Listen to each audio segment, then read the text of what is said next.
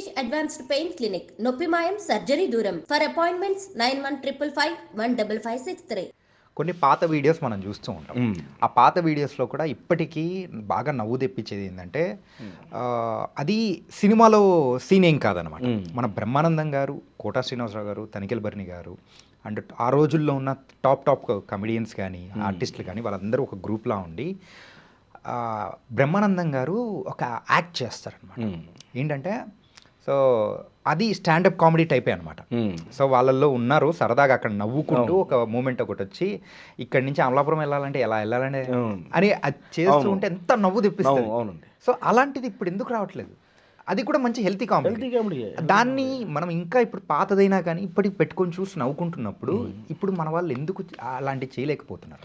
Audience accept చేయాలి కదండి. ఆడియన్సే దానిలో కూడా అది చూశారు, బ్రహ్మానందం గారు చేశారు, చూసారు, నేను చేస్తే చూస్తాను. ఇంకోటి తెలుగులో ఇంకా అంటే మాట్లాడాలంటే ఓపెనింగ్ చాలా ఉన్నాయి. కొన్ని దగ్గరలో కామెడీ చేయాలని వెళ్తాం, అక్కడ యాక్టింగ్ చేస్తే ఒప్పుకోరు. మీరు డైలాగ్ చెప్పేసండి, యాక్టింగ్ ఏం చేయకండి అక్కడ ప్లీజ్, డైలాగ్ చెప్పి వెళ్ళిపోండి. పంచులు కామెడీ అంటే పంచ్ ఉండాలండి. యాక్టింగ్ అండి కామెడీ అంటే కమెడియన్ టైమింగ్ ఉంటుంది, ఎక్స్ప్రెషన్ ఉంటుంది. బ్రహ్మానందం గారు ఆ ఎక్స్ప్రెషన్స్ వల్లే కదా మనకు గుర్తుండిపోతారు ఆయన, ఎన్ని రకాల ఎక్స్ప్రెషన్స్. తర్వాత ఏవిఎస్ గారు ఆ మధ్య వజ్రోత్సవాల్లో స్కిట్ చేస్తారు, ఒక సన్మానం జరుగుతుంటుంది గుండె హనుమంతరావు గారికి. ఈయన ఒక డాన్స్ మాస్టర్లో వస్తారు, వచ్చి రాగానే ఫస్ట్ డైలాగ్ ఏడుగు పెడితే అడిగి సన్మానం చేయటమే అంటారు ఆయన. అనగానే నువ్వు వచ్చేస్తుంది. ఇప్పుడు అట్లా ఏదైనా యాక్టింగ్ చేయొద్దండి, మీరు డైలాగ్ చెప్పి వెళ్ళిపోండి అంటారు. ఎందుకలాగా? కొన్ని ప్లేసెస్లో కొన్ని ఇంకా ఓపెన్గా చెప్పండి, టీవీ షోలలో పర్టికులర్ టీవీ షోస్లో ఏదో మనం స్కిట్ చేయడానికి వెళ్తాం, ఇంకోటి చేయడానికి, మీరు వాళ్ళు ఒకడో ఇద్దరు ఉంటారు, వాళ్ళే చేయాలి యాక్టింగ్, పక్కడో ఎవడో చేయకూడదు యాక్టింగ్. ఇంకా ఎందుకలాగా అంటే వాళ్ళు చేయాలి యాక్టింగ్, వాళ్ళు మెయిన్, వాళ్ళు యాక్టింగ్ చేయాలి. వాడికి వచ్చినా రాకపోయినా వాడు యాక్టింగ్ చేయాలి, పక్కనోడికి యాక్టింగ్ వచ్చినా చేయకూడదు, సైలెంట్గా ఉండాలి, డైలాగ్ చెప్పి వెళ్ళిపోవాలి. ఆయన మీ మీద పంచ్ చేస్తాడండి, ఆ పంచ్ మీరు తీసుకోవాలి, ఓకే అండి, అంతే. పొరపాటు మనం స్పాంటేనియస్గా ఏదైనా వేసాము ఊరుకోరు, ఈగోస్ హర్ట్ అవుతాయి. మెయిన్గా ఇది మాత్రం ఖచ్చితంగా ఉండే ఉంటుంది, చాలా ఉంటుందండి. ఇంకా నేను టీవీ షోల గురించి అంటే నేను షేర్ చేసుకోవాలనుకున్న మీతో ఒక విషయం ఉందండి. ప్లీజ్. మేము షోలు చేసేప్పుడు నేను మిమిక్రీ ఆర్టిస్ట్గా ఒక 24 సంవత్సరాల నుంచి ప్రోగ్రామ్స్ చేస్తున్నాను. నేను చాలామందికి నేను పరిచయం ఉండకపోవచ్చు, కానీ నేను పరిచయం ఉన్న ప్రతి ఒక్కరికి నేను చాలా మంచి ఆర్టిస్ట్గా పరిచయం. రీసెంట్ టైమ్స్లో నేను కొన్ని అబ్రాడ్ షోలు చేశాను, ఈ ఇయర్లో ఒక 4-5 చేశాను.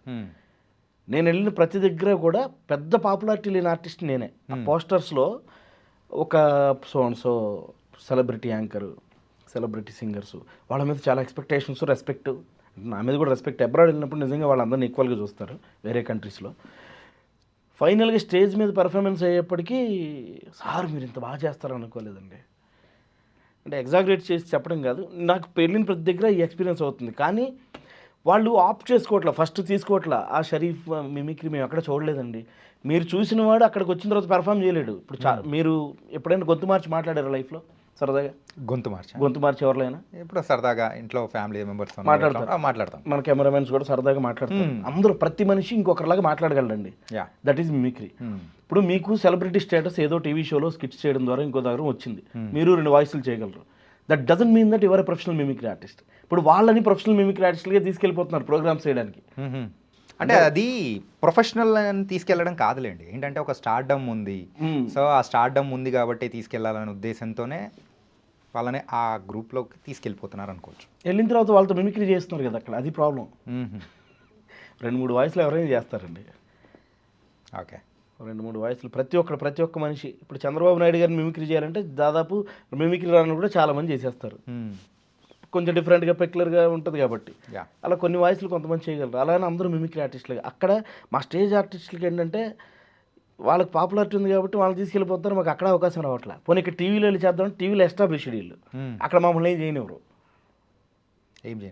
Okay, coming to the TV shows అన్నమాట. టీవీ షోస్లలో ఒక స్టాండప్ కామెడీ దాని గురించనే కాకుండా సో ఒక కామెడీ జనరేట్ చేసి అందరినీ నవ్వించగలిగే షో అంటే అందరికి గుర్తొచ్చేది జబర్దస్త్. సో జబర్దస్త్ తర్వాత ఎంతోమంది ఆర్టిస్టులు కానీ సో ఇండస్ట్రీకి రావడం కానీ సో చాలా వరకు వచ్చారు, సర్వైవ్ అవుతూ వెళ్తూ ఉన్నారు, ఇంకా వస్తూ ఉన్నారు, బాగుంది. కాకపోతే ఆ జబర్దస్త్ వల్ల సో ఆ కామెడీ అనేది చచ్చిపోయిందా, లేకపోతే కొత్త రకంగా కామెడీని ఎంజాయ్ చేయడం నేర్చుకుంటున్నారు కానీ ద ప్యూర్ కామెడీని ఎంజాయ్ చేయలేకపోతున్నారా? ఏమని వచ్చిన కొత్తలో ఒక వేవ్లా వచ్చింది, అందరూ ఎంజాయ్ చేశారు. ఇప్పుడు కొంచెం చూడడం తగ్గింది నాకు తెలిసి. అంటే అప్పటితో పోలిస్తే తగ్గింది, కానీ అకార్డింగ్ టు రేటింగ్స్ ఉండాలి. ఇప్పటికీ గుడ్ గోయింగ్ బాగానే ఉంది. కానీ అదే అండి, ఒక్కొక్కరిది ఒక్క స్టైల్ సార్. కొంతమంది మీరు అన్నట్టు కొంచెం డబుల్ మీనింగ్ డైలాగులు అవి వేస్తారు, కొంతమంది ప్యూర్ కామెడీ చేస్తారు. ఒక్కొక్కరిది ఒక్కొక్క స్టైల్. దానివల్ల కామెడీకి జనాలు కామెడీ ఎంజాయ్ అయితే చేశారు, కానీ కామెడీ చచ్చిపోయిందని అయితే నేను అనుకున్నాను. వాళ్ళు ఇంకా కొంచెం కామెడీని ఎంతో కొంత నిలబెట్టినట్టే, కాకపోతే నిలబెట్టడంలో ఒక్కొక్కరిది ఒక్కొక్క స్టైల్ అంతే. అదే ఒకప్పుడు కామెడీ అనేటప్పటికి ఒక హెల్తీ కామెడీ చూసేవాళ్ళం. అవును. కాకపోతే ఇప్పుడు ఇది వచ్చిన తర్వాత ఒక బూతులతో పాటు డబుల్ మీనింగ్ కానీ అండ్ బాడీ షేమింగ్ కానీ ఇవన్నీ చేస్తూ ముందుకెళ్తున్నారు. సో ఇది బయట చిన్నపిల్లల దగ్గర నుంచి అందరి మీద ఒక ప్రభావం అనేది చూపుతుంటది కదా. ఎవడన్నా కానీ ఫ్రెండ్తో మాట్లాడుతున్నాడంటే అరే వాడికి పంచేయాలరా పోయి అంతే. ఆడు మాట్లాడుతున్న ఎఫెక్ట్ జనాల మీద ఖచ్చితంగా అంత ఇంత డెఫినెట్గా ఉంటుంది. అంటే దాన్ని చూడడం వల్లే మారిపోతారని చెప్పలేను, కానీ డెఫినెట్గా ఇంపాక్ట్ అయితే ఉంటుంది. ఇంకా అది అట్లా ఇప్పుడు దానికి సెన్సార్ లేదు టీవీకి, చూస్తున్నాం మనం. అందులో కూడా బాగా మంచి హెల్తీ కామెడీ చేసేవాళ్ళు ఉన్నారుగా, వాళ్ళని చూసి కూడా మంచి హెల్తీ కామెడీ చేద్దాం ఇన్స్పైర్ అవ్వచ్చుగా. There are both sides of coin అండి. ఓకే. కానీ కామెడీని అయితే వాళ్ళు రకంగా మంచిగా నిలబెట్టినట్టే లెక్క. నేను కూడా కొన్ని ఎపిసోడ్ చేశా జబర్దస్త్లో అప్పుడప్పుడు. నేను తడాకా అనే ఒక ప్రోగ్రామ్ వచ్చేది ఎక్స్ట్రా జబర్దస్త్ కంటే ముందు. ఆ షో విన్నర్ నేను, యాక్చువల్గా నేను టీమ్ లీడర్ని అండ్ విన్నర్ని. అది ఆ కాన్సెప్ట్ ఏంటంటే స్కిట్స్ చేయాలి, అందరూ ఏదో ఒక మిమిక్రీ వాయిస్తూ చేయాలి. టీంలో 5 ఉంటే 5, 4 ఉంటే 4, ఒక్కొక్కరు ఒక్కొక్కరు ఇమిటేట్ చేస్తూ స్కిట్ చేయాలి. ఒక 13 ఎపిసోడ్స్ చేసాం. ఆ సీజన్ 1 అది కూడా నేనే విన్నర్. అప్పుడు ఉదయభాన్ గారు తర్వాత హరికిషన్ గారిని మిమిక్రీ ఆర్టిస్ట్ ఉండేవారు. హరికిషన్ గారు 10 years బ్యాకా? 10 years వాళ్ళిద్దరు జడ్జెస్.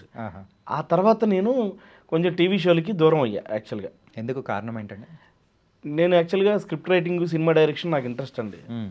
తర్వాత ఎలాగో ఇంకోటి, నేను ఇప్పటివరకు చేసిన ఈ టీవీ షోలు కానీ ఈవెంట్స్ కానివ్వండి, ఏదైనా అవకాశం ఎవరిని అడిగి ఎప్పుడు తెచ్చుకోలేదు, ఆటోమేటిక్గా వస్తూ ఉన్నాయి. సో నేను అవకాశాలు అడిగి తెచ్చుకుంటే ఇంకా బెటర్గా ఉండేవాడినేమో, ఒకవేళ అడిగినా ఎవరు ఇచ్చేవాళ్ళు కాదేమో. కానీ ఇప్పుడైతే నేను హ్యాపీగా ఉన్నా. నేను డెఫినెట్గా హ్యాపీగా ఉన్నా. నేను ఆ టీవీ షోలు దూరం అవడానికి కారణం ఏంటంటే మనం కొంచెం ప్రయత్నం చేయాలి. చాలామంది ఆర్టిస్టులు ఉన్నారు అక్కడ ప్రయత్నం చేసేవాళ్ళు. ఇప్పుడు నాకంటే బెటర్గా చేసేవాడు, నాకంటే చాలా వరస్ట్ కండిషన్లో ఉన్నవాళ్ళు ఉన్నారు, నాకంటే వరస్ట్గా చేసేవాడు, నాకంటే బెస్ట్ కండిషన్లో ఉన్నవాళ్ళు ఉన్నారు. అది ప్రతి దగ్గరే ఉంటుంది. సో నేను ఎప్పుడు ప్రయత్నం చేయాల. నా ఫోకస్ అంతా స్క్రిప్ట్ రైటింగ్, నా షోలు నేను చేసుకోవడం. ఫ్యామిలీ రెస్పాన్సిబిలిటీ ఉంది, వాళ్ళకి డబ్బులు ఇవ్వాలి. నేను ప్రయత్నాలు చేసుకుంటూ కూర్చుంటే ఇంట్లో ఫుడ్ వాడు పెడతాడు. ప్రోగ్రామ్స్ చేసుకుంటూ డబ్బులు సంపాదిస్తూ వాళ్ళకి ఫుడ్ వాళ్ళకి పెడుతూ డైరెక్టర్ అవ్వాలని ఆ గోల్తో నేను ముందుకు వెళ్తా ఉన్నా. అందుకే టీవీకి కొంచెం దూరం అయ్యా. కొన్ని సీరియల్స్, సినిమాలో చిన్న చిన్న క్యారెక్టర్స్ అవి వచ్చాయి, కానీ చేయలేదు. 1-2 సినిమాలు చేశా. హీరో కళ్యాణ్ దేవ్ సినిమాలో ఫ్రెండ్ క్యారెక్టర్ చేసా, 40 రోజులు చేశా. చేసిన తర్వాత నాకు అర్థమైంది ఏంటంటే, సినిమా అయినా ఈవెంట్ అయినా ఇంకొకటైనా నీ అవసరం వాళ్ళకు ఉన్నప్పుడు నీకు ఇచ్చే రెస్పెక్ట్, నీకు ఇచ్చే డబ్బులు డిఫరెంట్గా ఉంటాయి. నువ్వు అవకాశం అడుక్కుని వెళ్తే అసహ్యంగా ఉంటాయి. అది మా కజిన్ ప్రొడ్యూసర్ ఆ సినిమాకి. మా కజిన్ ప్రొడ్యూసర్ కాబట్టి ఆ సినిమాలో నాకు ఛాన్స్ ఇచ్చారు. కొంచెం దూర బంధు ప్రొడ్యూసర్. చేశా 40 రోజులు క్యారెక్టర్ చేశా. చేసిన తర్వాత నాకు అర్థమైంది ఏంటంటే, సినిమా ఎడిటింగ్ అయిపోయి బయటకు వచ్చాక చూస్తే నేను ఉన్నా అక్కడక్కడ 2-3 డైలాగులు కూడా ఉన్నాయి. కట్ చేస్తే నాకు అది తెలుసుకున్నా, మన అవసరం ఉన్న దగ్గర మనకు రెస్పెక్ట్, డబ్బులు అన్నీ చాలా ప్రాపర్గా వస్తాయి.